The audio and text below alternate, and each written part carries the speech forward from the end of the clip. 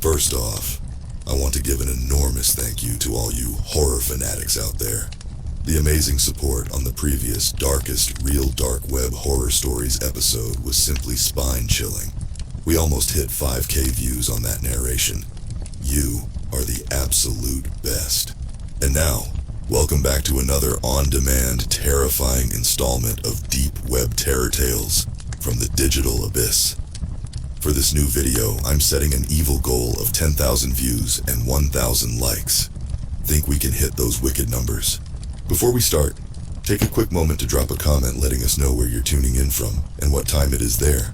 Any creepy story ideas are welcome too. If you're new here, subscribe now and ring the bell.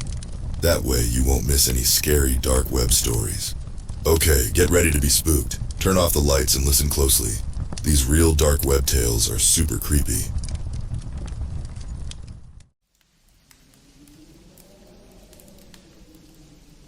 I'm not gonna lie and claim I'm a perfect person.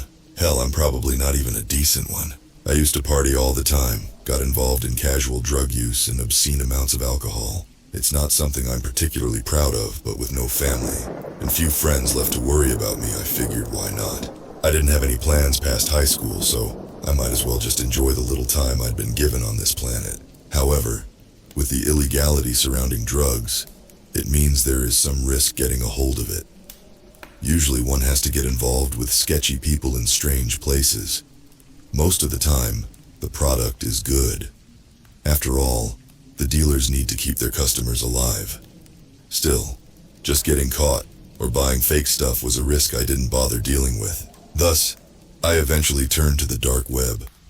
Imagine that. A place online where you can buy the best quality drugs with just a couple of clicks, and they send it directly to your address in a discreet package.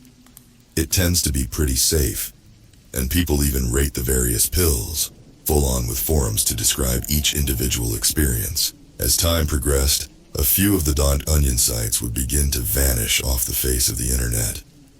Maybe the dealers quit, or maybe the FBI shut them down, no one really knows. So without a steady supplier, I had to venture deeper into the dark web in search of a new place to hand me my weekly fix. I looked around on a few forums, but most of the posts were old, and a surprisingly large amount of the sites had been taken down. Of those that still remained up, most sold dubious weak drugs. Eventually, my search landed me with a new recommendation. It was a place I'd never even heard about, but their product was fairly cheap. As if that wasn't good enough on its own, the site seemed exceptionally professional.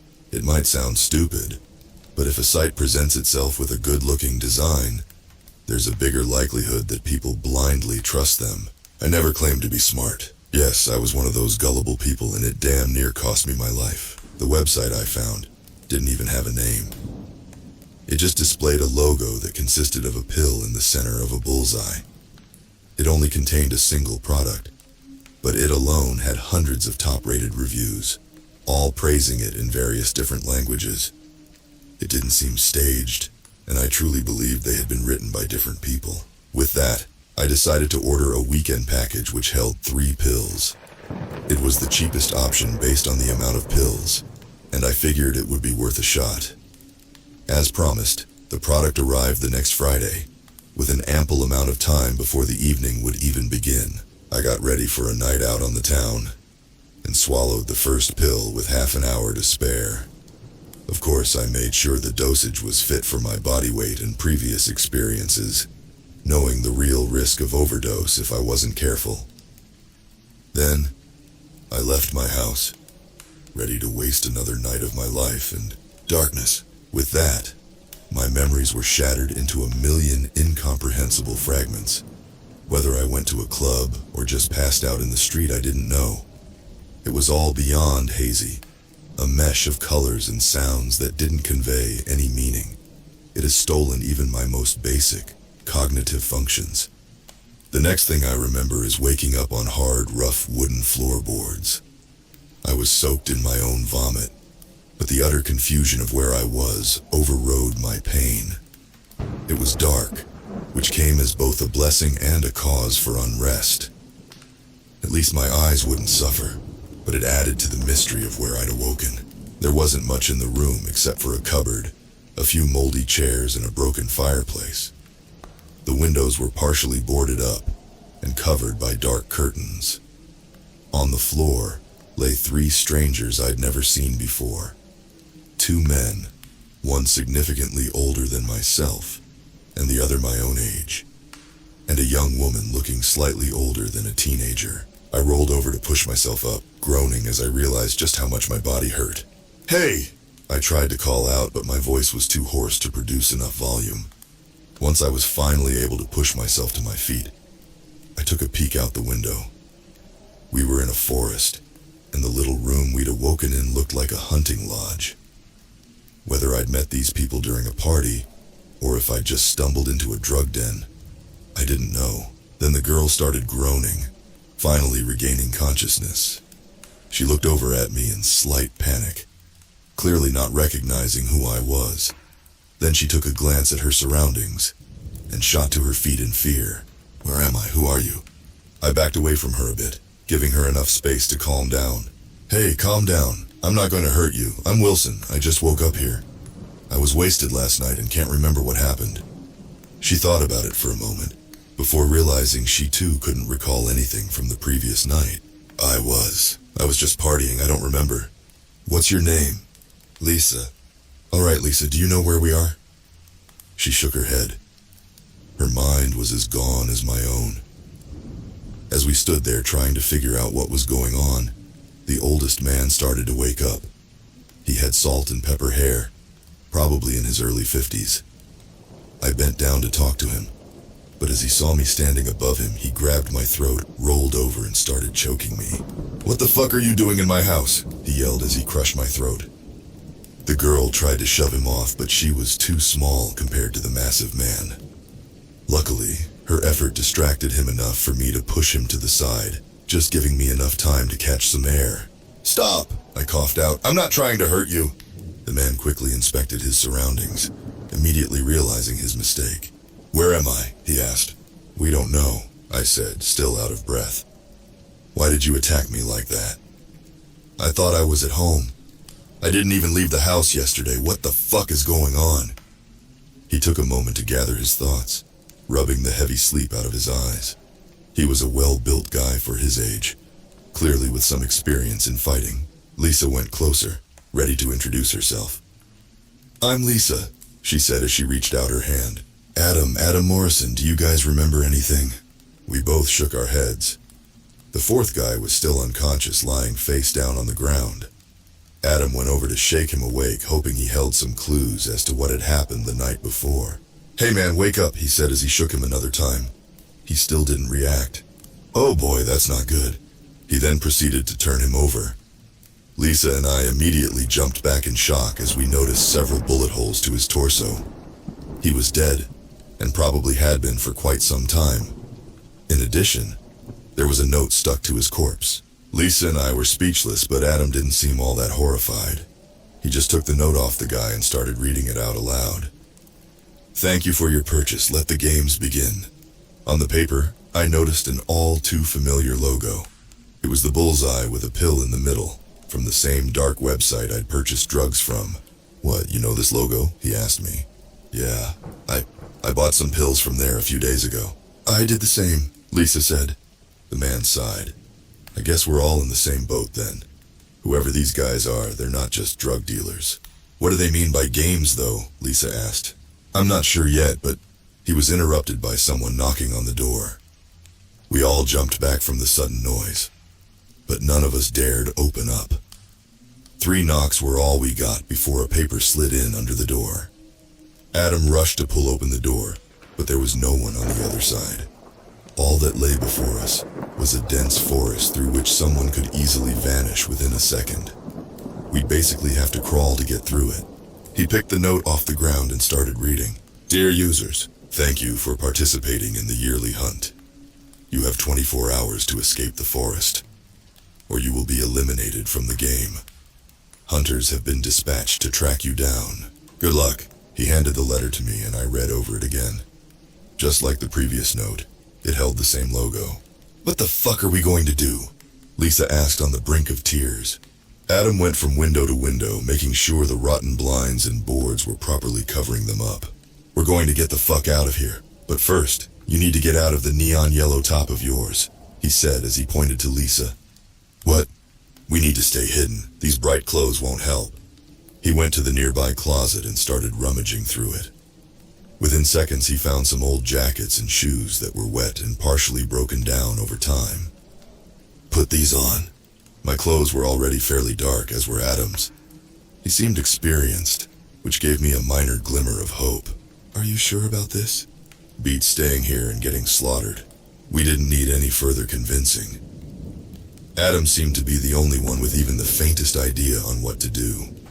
Because of that, we diligently followed him outside, keeping our heads low as we got ready to crawl through the dense forest. It was about midday, and still we couldn't see more than a few feet ahead. Even after a few hours passed, we still didn't see any of the aforementioned hunters.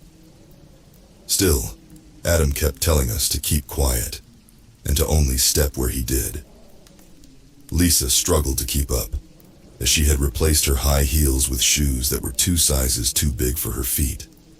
Suddenly, Adam stopped dead in his tracks, causing us both to bump into him. He'd noticed something on the ground, a tripwire. It was connected to spikes that would have emerged from the ground if triggered, killing whoever unfortunate enough to walk into the trap.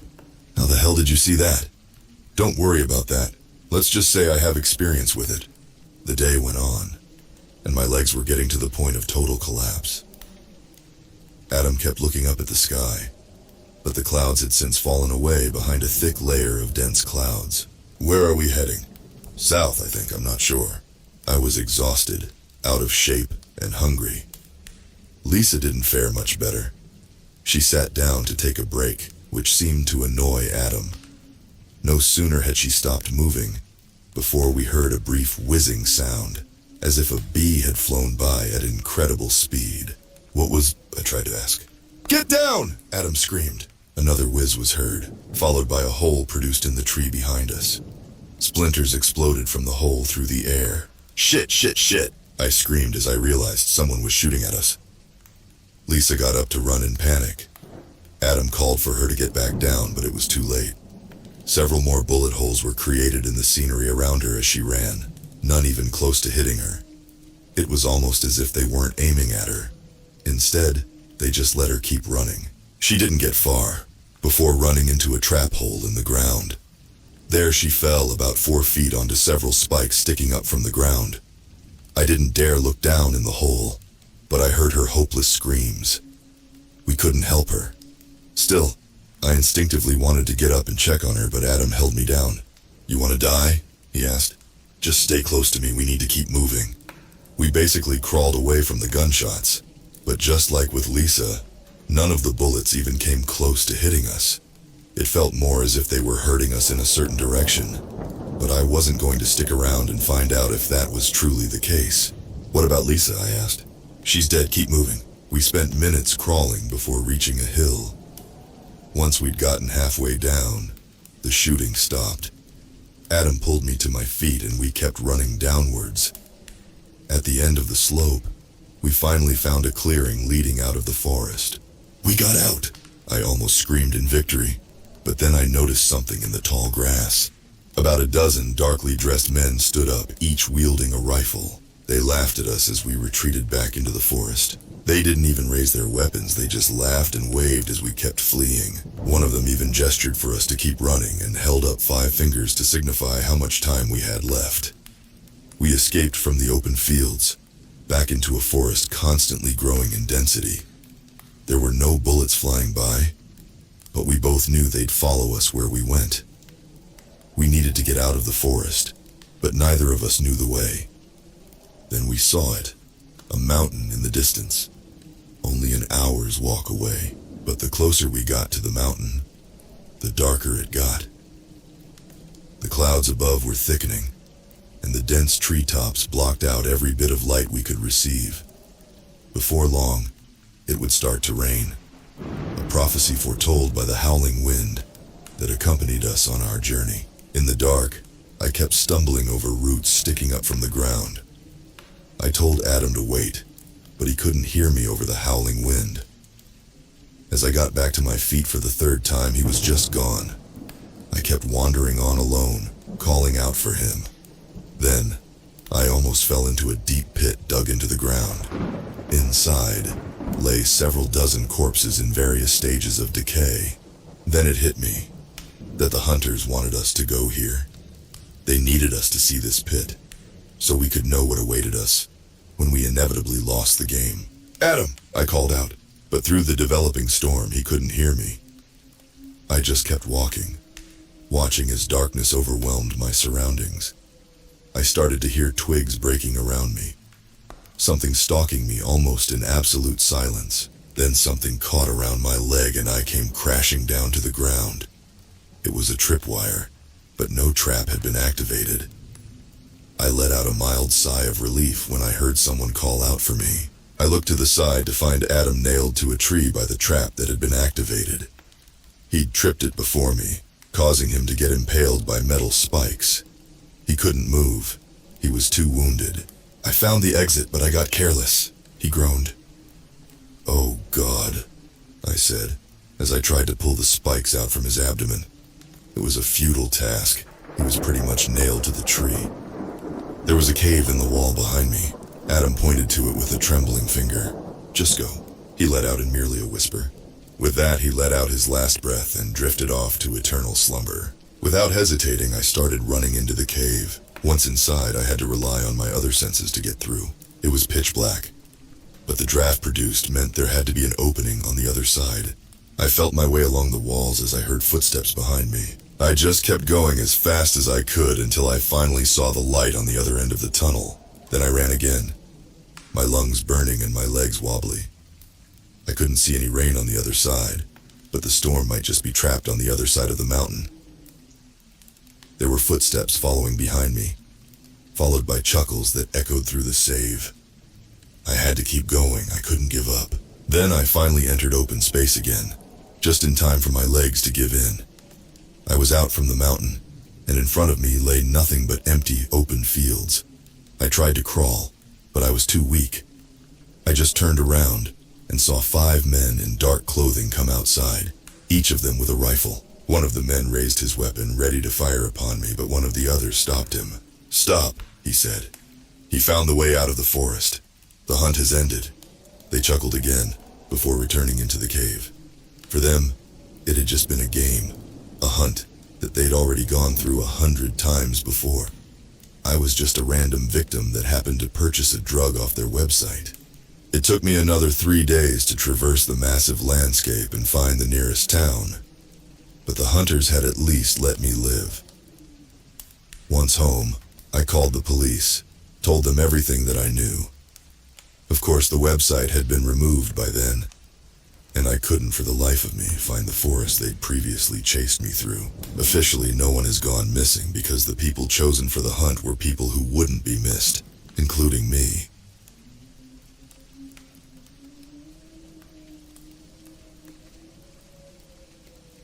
My name is Charlie. Here's a short background. Not that it matters. I've never been much for the finer things in life. I've always been happy to put in the minimum effort into my life. I suppose that's why I've been a short order cook for the last 5 years. I'm not going to say where. That would make me too easy to identify. But let's just say it's one of those places that no one really goes to. They just end up there. As long as it's cooked, it's good enough. In my 36 years on this earth, I suppose my failings at work aren't that much of a surprise. I never really developed what one would call drive. Barely passed my way through high school and ended up at the junior college for a couple of semesters until they kicked me out for bad grades. But that was always okay for me. As long as I could put a roof over my head, basic food on the table, and pay for my internet, I was happy. As much of a disappointment I was to my family, see? I'm only really interested in one thing, and that's the internet. A basic job with minimum effort required frees up way more time and energy to pursue my one real passion. I suppose, in a way, that's where it went all wrong. And maybe for that, a life of mediocrity, this is my punishment. I hope someone believes me. Maybe one of you can even help me. I don't know. I've never seen anything like this before. I don't know anyone who has, but if you can help me, please respond. I suppose I should start at the beginning. It's the internet that got me in trouble, not the regular internet. Browse that as you will. Don't do dumb stuff like download viruses or fall for scams, but it's mostly safe. What got me in trouble is the dark web. Stay off the dark web. There is nothing for you there. You want to buy drugs? Find a real-life dealer like a normal person. The dark web is a crapshoot for that anyway since Silk Road Gate. Best case scenario, you'll end up scammed or traumatized. If you're a normal person, that is. Worst case scenario, you might end up like me. I don't know why I was so interested in it. Maybe because it reminded me of the wild, wild west internet days of the late 90s and early 2000s. I learned about the dark web from my friend Gail, God forever ago. Has to be pushing 10 years now. We were just a couple of dumb kids laughing our asses off about how you could look at everything and anything free and clear. No roadblocks for illegal content. My interest only grew from there. Me and Gail drifted. He's a normal person. He got one of those grown-up corporate jobs at some dumb firm. He doesn't have much time these days for a high school burnout. But for me, the dark web was like an addiction. I had to look, no matter what it was that was there, like some sort of perverse fascination. I won't go into detail about all that's there. I'm sure you already know. If you don't, you can Google it. Let's just say it's home to all sorts of illegal contents and some fanatical ideologies. And I found it all so fascinating. Don't get me wrong. I was never interested in participating in the perverse market before me. I've never been in a red room, but I like to see what's out there, like some sort of modern-day psycho-sociologist. I've never had too many problems before, until now that is. I take all possible steps to be anonymous, and try to be a ghost. Most users won't notice you if you don't interact. I still don't know what happened. Not really. I was just browsing like normal, seeing what's out there. I came across this page as I was going down the rabbit hole. I don't know why it caught my eye, resistance.onion. But it was just a black background with a text box that popped up. It said, "Do you see us? Do you want to be us?" I should have closed my browser. But no, of course not. There was a box for a response, and my smart-ass self replied no. Then a response popped up. "Resistance is futile." I laughed at that. Whoever made this site was clearly a Trekkie. Probably just some sort of joke site. I went to close my browser, deciding I'd had enough for the night. As I did, a bunch of scrolling text populated across the screen. I didn't know what the hell that was. It looked like one of those visual effects they'd use for hacking in the old-school tech movies. You know, just random letters and numbers. Dumb. Whatever joke this was, it wasn't a very good one. So again, I went to close my browser, but I never did. I really don't know what happened. I must have zoned out or fallen asleep, because the next thing I knew, I became aware of my surroundings. But at least an hour had passed. All the screen read was end. I'm not going to lie. I got totally freaked out and unplugged my computer. It could stay that way for the rest of the night. It was time I got myself to bed anyway, for my crappy job in the morning. But sleep didn't come easy that night. I was seriously unsettled and I wasn't really sure why. Nothing bad had happened other than an obvious joke site. The fact that I zoned on it for so long seemed wrong though. The next morning I got up for work like normal and went in. I cooked up eggs, pancakes, whatever the masses wanted. My co-workers were looking at me funny though.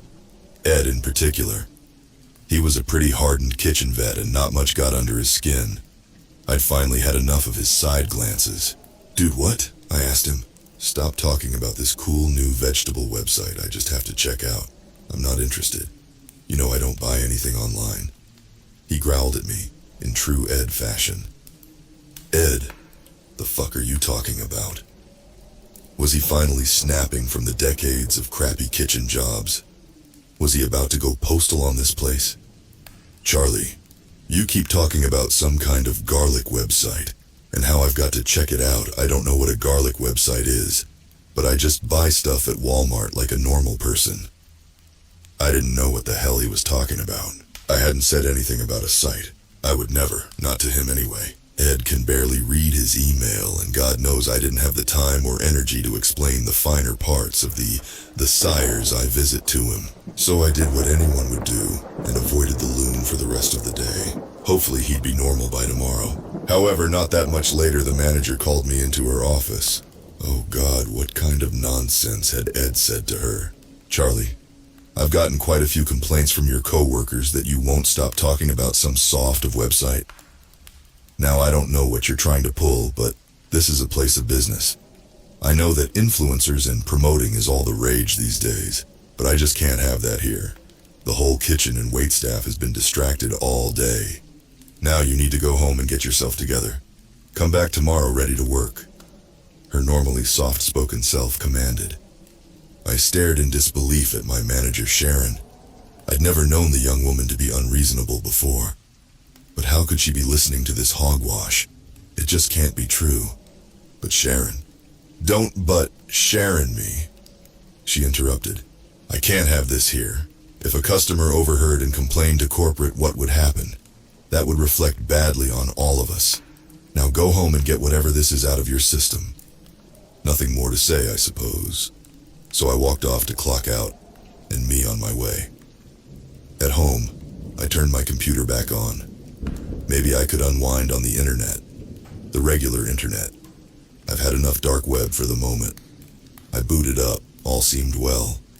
I opened my browser and all of a sudden I heard the noise of many, many emails coming in. Great.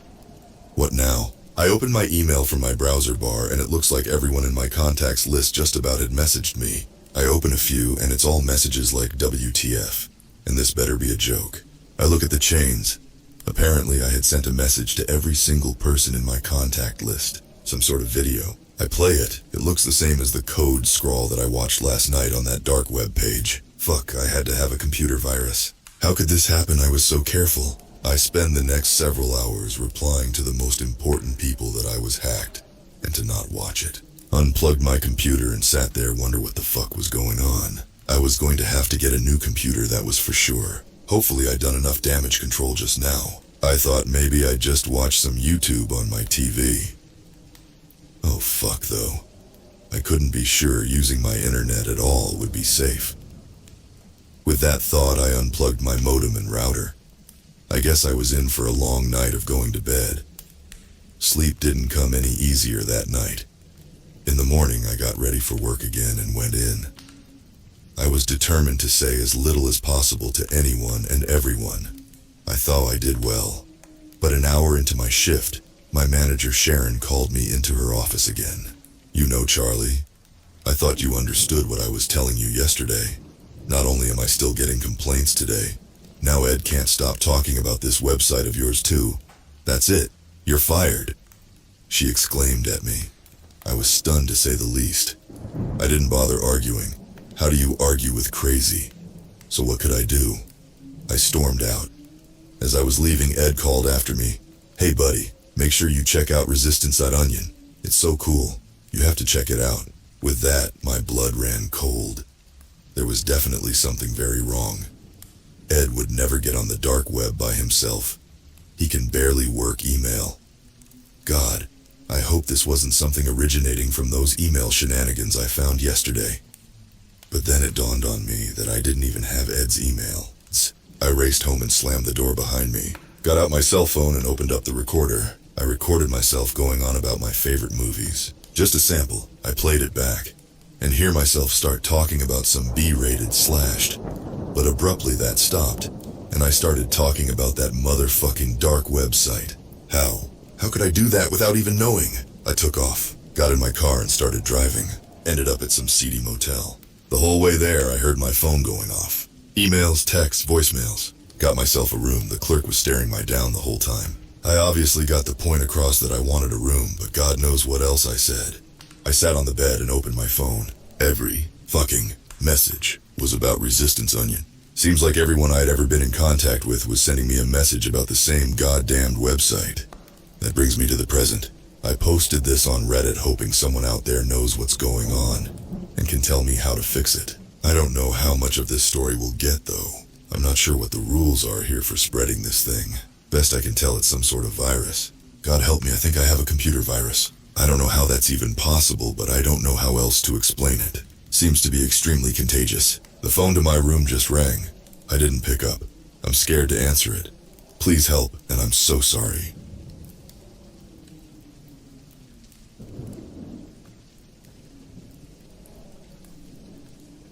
I have a tendency to get obsessed with something new for a short period of time before moving on to the next fix. A new game, a new hobby, etc., etc. The dark web is something I've never been able to shake. Something that's always had my curiosity. I don't know whether it's the secrecy of it or the fact I could have anything that I shouldn't.